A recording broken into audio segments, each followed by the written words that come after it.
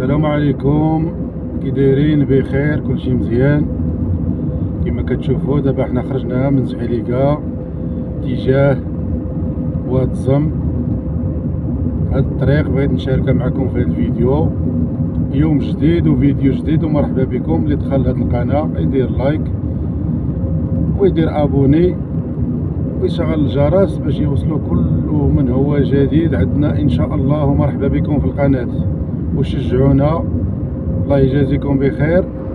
كما كتشوفوا دابا حنايا دابا فتنا زحيليكا، دابا حنا في اتجاه بني خيران واد الزم. المهم الا ما وصلناش لواد الزم راه نديرو معكم مع هاد الطريق هادي، وكل نهار نديرو لكم شويه حتى نوصلوا هاد الفيديو، تشاهدوا معنا هاد الطريق كامله وتشوفوا هاد البلاد اللي ما عمرو شافها يشوفها. حنا دابا حنا في اتجاه طريق خوارين، بني خيران، واد الزم، بالجعد، قصبة تادلة. هادي هي الطريق اللي كتمشي لتما.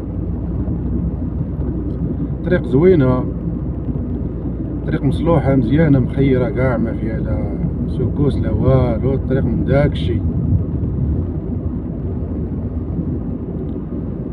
ايوا الله يرحمنا بالشتا العام الجاي ان شاء الله، يكون شي عام مزيان والناس يفلحوا البهايم يشبعوا. ايوا دابا راه شوية الخريف، دابا راه بدات نيت هاد العام كانت هنا الفلاحة شوية ناقصة في هاد البلاصة هنايا.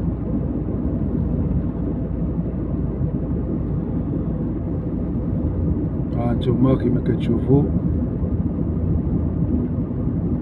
هادي هي الخوارين.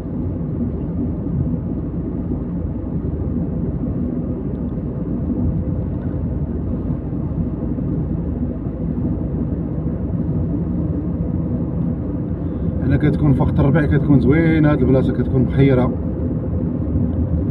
كتكون الدنيا خضراء مع هاد الجبال، كيكون واحد المنظر زوين بزاف.